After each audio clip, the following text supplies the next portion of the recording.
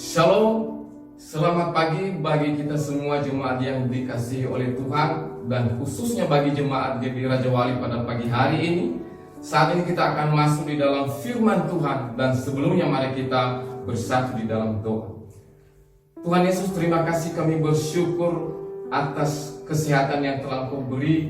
Kami bersyukur atas sukacita yang Tuhan berikan bagi kami, sehingga pada hari ini kami bisa beribadah dalam memuji dan memuliakan Engkau. Dan saat ini kami mau mendengarkan sebagian daripada firman.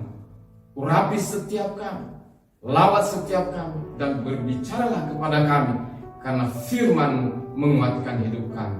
Dalam nama Tuhan kami Yesus Kristus, kami sudah berdoa dan mengucap syukur kepada Bapa di surga. Amin. Bapak Ibu Saudara yang dikasihi oleh Tuhan, firman Tuhan kepada kita pada pagi hari ini, kita buka di dalam Roma 11 ayatnya yang ke-22. Demikian firman Tuhan. Sebab itu perhatikanlah kemurahan Allah dan juga kekerasannya, yaitu kekerasan atas orang-orang yang telah jatuh. Tetapi atas kamu kemurahannya, yaitu jika kamu tetap dalam kemurahannya.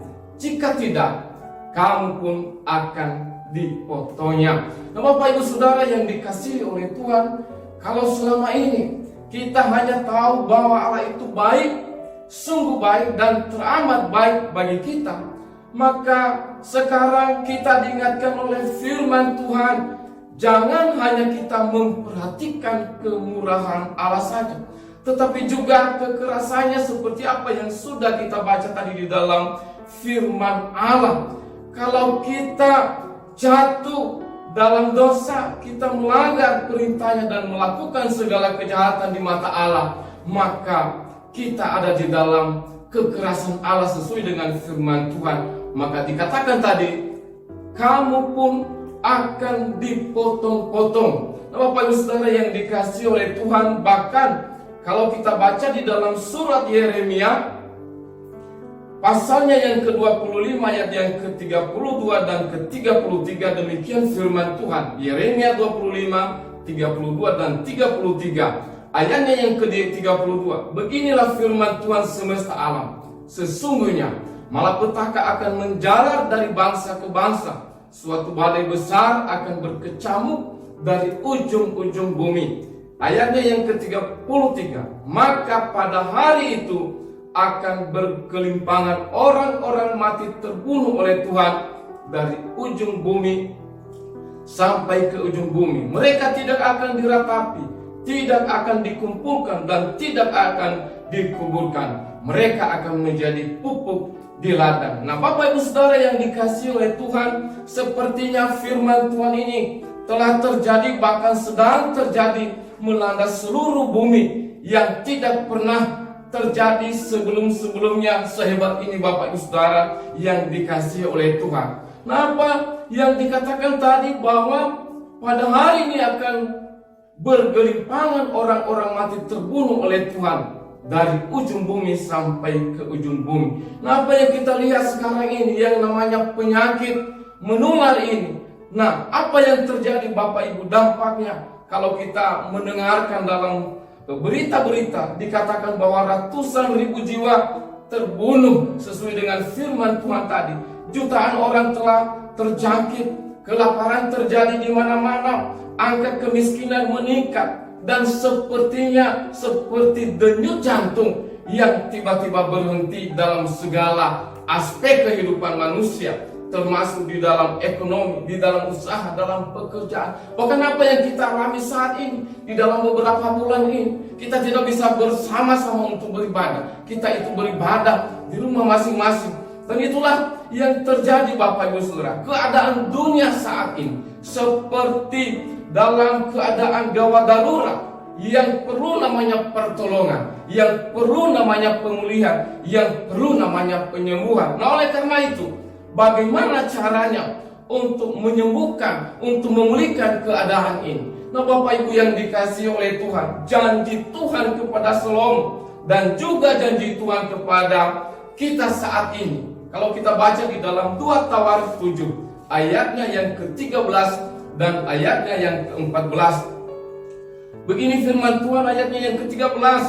Bila mana aku menutup langit sehingga tidak ada hujan, dan bila mana aku menyuruh belalang memakan habis hasil bumi, dan bila mana aku melepaskan penyakit sampar di antara kamu. Ayatnya yang ke-14, dan umatku yang atasnya namaku disebut merendahkan diri, berdoa dan mencari wajahku, lalu berbalik dari jalan-jalannya yang jahat, maka aku akan mendengar dari surga dan mengampuni segala dosa mereka serta memulihkan negeri mereka. Nah, oleh karena itu Bapak Ibu Saudara yang dikasihi oleh Tuhan, supaya kemurahan Allah itu nyata bagi kita, supaya pemulihan itu akan terjadi bagi setiap kita, maka ada 3 syarat yang ditawarkan Tuhan bagi setiap kita. Tuhan meminta semua umat, kalau kita bisa memenuhi 3 syarat ini, maka Allah mau memulihkan segala sesuatu yang kita hadapi saat ini. Yang pertama, Bapak Ibu Saudara yang dikasihi oleh Tuhan, syarat yang pertama dikatakan tadi di dalam 2 Tawarikh 7 ayat yang ke-14, dikatakan di situ, dan umatku yang atas namaku disebut merendahkan diri, berdoa. Syarat yang pertama yang Tuhan minta bagi kita, yaitu kita harus berdoa. Nah, berdoa dalam hal ini ditunjukkan kepada semua umat, kepada semua gereja, kepada semua orang yang percaya. Untuk apa? Berdoa, merendahkan diri, memuji, menyembah Allah dalam satu kesatuan. Tuhan tidak tunjukkan kepada personil, Tuhan tidak tunjukkan kepada pribadi atau perorangan atau kelompok. Tuhan tidak tunjukkan kepada pribadi Salomo saja. Tuhan tidak tunjukkan kepada gembala. Tuhan tidak tunjukkan kepada para pendeta, para hamba-hamba Tuhan, tetapi kepada semua umat harus sepakat berdoa kepada Tuhan. Dan itulah syarat yang pertama. Pertanyaannya, apakah waktu kita berdoa bersama-sama kita bisa memberikan kepada Tuhan untuk sehati semua umat jemaat GBI Raja Wali? Kita berikan kesempatan, kita berikan waktu secara bersama-sama untuk menaikkan doa syafaat kita kepada Tuhan. Dan itulah syarat yang pertama, yaitu kita harus berdoa di dalam satu kesatuan. Dan syarat yang kedua dikatakan tadi, dan umatku yang atas namaku disebut merendahkan diri, berdoa dan mencari wajahku. Syarat yang kedua yang Tuhan minta bagi kita, yaitu mencari Tuhan. Artinya kita harus mendahulukan Tuhan, kita harus mengutamakan Tuhan di dalam segala hal. Bukankah keadaan manusia sekarang ini, kalau kita lihat, dia itu lebih mementingkan kepentingan diri, dia itu lebih mengutamakan kepentingan diri sendiri daripada kita mendahulukan Tuhan di dalam kehidupan kita. Nah, Bapak Ibu Saudara yang dikasihi oleh Tuhan, kita diingatkan oleh suatu cerita di dalam Alkitab, yaitu antara Maria dan Marta yang mengasihi Tuhan Yesus, di mana ketika bertemu dengan Yesus, maka apa yang terjadi kalau kita buka? Kalau kita baca di dalam Lukas pasal yang ke-10, dikatakan di situ ayatnya yang ke-38 sampai ayatnya yang ke-42. Ketika Yesus dan murid-muridnya dalam perjalanan, tibalah ia di sebuah kampung, seorang perempuan yang bernama Marta menerima dia di rumahnya. Perempuan itu mempunyai seorang saudara yang bernama Maria. Maria ini duduk dekat kaki Tuhan dan terus mendengarkan perkataannya.